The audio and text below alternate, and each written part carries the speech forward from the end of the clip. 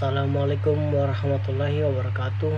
Perkenalkan, nama saya Sabda Purnama Abdillah dari kelas 10 MIA 3 nomor urut 31. Ingin mempresentasikan bagian A, asal-usul Kerajaan Mughal.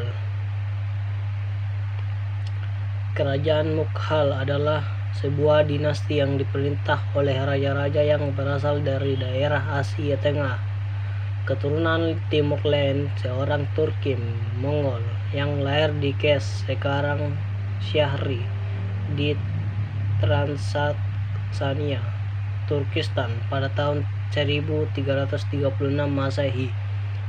Timur Leste pertama kali melakukan penyerangan ke India pada tahun 1398 Masehi. Meskipun demikian, ia tak berambisi menguasainya. Karena itu ia mengangkat Kishwar Khan sebagai gubernur di Multan, sekaligus wakilnya di India. Setelah Timur Leste meninggal pada tahun usia 70 tahun 1405 Masehi, anaknya Shah Rukh Mirza menjadi penggantinya. Penakluk sesungguhnya baru dilakukan oleh Zahiruddin Muhammad Babur, salah seorang keturunan Timur Leste, pada tahun 1503 Masehi.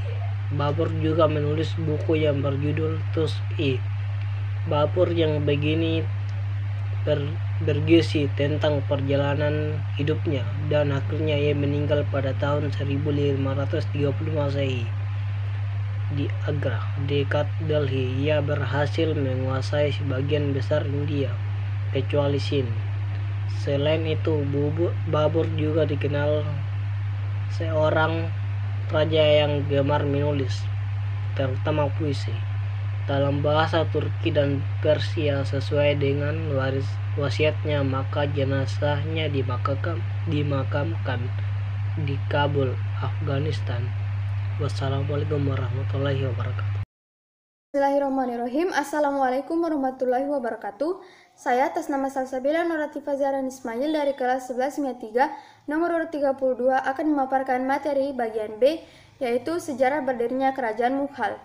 Kerajaan Mughal India merupakan salah satu kerajaan Islam terbesar di dunia yang tidak dapat dihilangkan dalam lintasan sejarah peradaban umat Islam. Pendiri kerajaan ini adalah Zahiruddin Muhammad, dikenal dengan Babur yang berarti singa atau macan. Babur merupakan generasi kelima Timur Leste dari ayahnya Umar Sheikh Mirza, penguasa Fargana di Turkistan Transaksania, dan generasi ke-14 Genghis Khan, penguasa Mongol di Asia Tengah, dari ibunya yang bernama Katlak Nigaf Hanam bintu Yunus Khan. Babur dilahirkan pada 24 Februari 1483 di Fargana, bagian utara Transaksania. Pada saat ayahnya meninggal pada tahun 1494 Masehi, Babur berusia 11 tahun, sudah harus berhadapan dengan paman-pamannya yang akan merebut tahtanya. Babur tidak berhasil mempertahankan kekuasaannya di Fargana. Selama 20 tahun, ia berupaya keras untuk merebut kembali kekuasaannya, tetapi gagal. Karena kegagalannya itulah, ia menaruh perhatian untuk menaklukkan India. Pertama, ia menguasai Punjab dan kemudian menuju Delhi.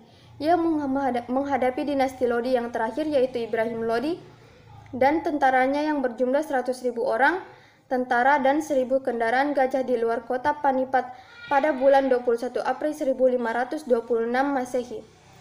Babur mampu memenangkan pertempuran karena ia menggunakan senjata api berupa meriam, dan akhirnya Sultan Ibrahim Lodi gugur bersama 25.000 tentara pasukannya. Dengan takluknya Sultan Ibrahim, maka terbukalah kesempatan bagi Babur untuk mendirikan kerajaan Mughal di India. Sekian dari saya, maaf bila banyak kesalahan. Wassalamualaikum warahmatullahi wabarakatuh. Assalamualaikum warahmatullahi wabarakatuh. Saya atas nama Selvi Gladys Ismail dari kelas 11 MIA 3 nomor urut 33. Di sini saya akan mempresentasikan tentang perkembangan kerajaan Mughal. Babur naik tahta pada tahun 1500 Masehi. Menggantikan ayahnya, Babur hanya dapat menikmati usahanya merintis kerajaan Mughal selama 5 tahun. Setelah wafat pada tahun 1530 Masehi, maka pemerintahannya dilanjutkan oleh anaknya yang bernama Humayun. Ia juga menghiasi selama kepemimpinannya dengan pertempuran. Salah satu terjadi pada tahun 1535 Masehi di Baskar dekat Banaras melawan pasukan Sherkan. Humayun kalah dalam pertempuran itu, dan pada peperangan yang kedua, kekalahan yang serupa dialami oleh Humayun, sehingga harta rampasan perang dikuasai oleh Sherkan. Humayun melarikan diri dalam pengembaraannya. Ia sempat bertemu dan akhirnya menikah dengan Putri Hamidah Banu Begum. Dari pernikahannya itu melahirkan seorang putra bernama Akbar Agung pada 23 November 1542 Masehi. Ia akhirnya mampu mengonsolidasikan sisa-sisa pasukannya. Humayun menghadap Sultan Safawiyah yang bernama Shah Tamas untuk meminta bantuan. Setelah disetujui, ia pun berhasil menaklukkan Kandahar dan Kabul. Sekian dan terima kasih. Assalamualaikum warahmatullahi wabarakatuh. Assalamualaikum warahmatullahi wabarakatuh. Saya atas nama Siti Nurul Salsabila Almar dari kelas 11 MIA 3 nomor urut 35 akan melanjutkan presentasi teman saya tentang perkembangan Kerajaan Mughal. Setelah Sherhan wafat, anak-anaknya tidak dapat memelihara pasukan kerajaan yang telah diwariskan oleh ayahnya. Mereka saling berebut kekuasaan, sehingga kekuatan negara menjadi rapuh. Kesempatan tersebut dimanfaatkan oleh Humayun untuk merebut kembali kekuasaan yang pernah diraihnya. Pada bulan November 1555, Lahore dapat ditaklukkan. Ia pun melanjutkan perjalanan menuju Delhi. Dalam perjalanannya, ia dihadang oleh pasukan Iskandar Shah. Akan tetapi, Humayun dan pasukannya dapat melewati. Namun, tidak berselang lama ia wafat pada 24 Januari 1556 Masehi. Sepeninggal Humayun, putranya Muhammad diangkat menjadi raja dengan gelar Abu Fath Jalaluddin, dengan gelar yang paling terkenal adalah Sultan Akbar Agung. Ia menjadi raja terbesar di antara raja-raja Mughal di India. Ia memegang kekuasaan yang sangat lama. Pada awal pemerintahannya, ia diserang oleh sisa-sisa kerajaan Afghan yang masih berkuasa di Bihar, Odia dan Bangla di bawah pimpinan Adil Khan. Namun, akhirnya ia dapat dikalahkan oleh pasukan Jalaluddin dan mengaku tunduk kepadanya. Sultan Akbar dikenal sebagai pribadi yang jenius, bijaksana, ahli perang, dan administrator negara yang ulung. Selain itu, ia juga dikenal sebagai tokoh perbandingan agama. Prestasi ini disebabkan karena pemikirannya dalam konsep Daya Ilahi yang mengandung anasir dari berbagai unsur agama, yaitu Hindu, Buddha, Jaina, Islam, Parsi, dan Kristen. Inti dari ajaran tersebut adalah bahwa agama merupakan gejala dari rasa tunduk kepada satu zat yang maha kuasa. Menurutnya, agama-agama tersebut pada hakikatnya satu. Oleh karena itu, perlu dicari jalan kesatuan inti agama, dan dia membuat aliran agama yang disebut dengan Daya Ilahi. Selain itu, ia juga mengajarkan ajaran yang disebut Sul-e-Kul, yang memiliki arti perdamaian universal. Sekian dari saya, maaf bila ada kesalahan kata. Wassalamualaikum warahmatullahi wabarakatuh. Bismillahirrahmanirrahim. Assalamualaikum warahmatullahi wabarakatuh. Nama saya Siti Alia Nabila, nomor 36 dari kelas 11 MIA 3. Jahangir dinikahkan dengan putri Persia bernama Merunisa. Setelah menjadi permaisuri diberi gelar Nujana yang berarti cahaya surga. Namun karena kecintaan kepada istrinya, akhirnya ia terlena yang menyebabkan tergerusnya kewibawaan. Selain itu, juga terjadi pemberontakan yang dilakukan oleh putranya yang bernama Khurram. Ia dipenjarakan sampai ajal menjemputnya. Setelah Jahangir wafat, kerajaan diperebutkan putranya, yaitu Shah Jahan dan Asaf Khan. Perselisihan tersebut akhirnya dimenangi oleh Shah Jahan, yang kemudian digelari Abul Muzaffar Sahabuddin Muhammad Sahib Kiren-e-Sani Shah Jahan Patsha Ghazi. Dengan bantuan putranya yang bernama Aurangzeb, ia berhasil menaklukkan Galkon, Bidar, dan Baijapur. Assalamualaikum warahmatullahi wabarakatuh. Perkenalkan, nama saya Syafiatur Rihla dari kelas 11 MIA 3 nomor urut 37. Di sini saya akan melanjutkan materi yaitu bagian C, perkembangan Kerajaan Mughal, yaitu Aurangzeb dinilai berhasil dalam menjalankan pemerintahan. Dia memberi corak keislaman di tengah-tengah masyarakat Hindu.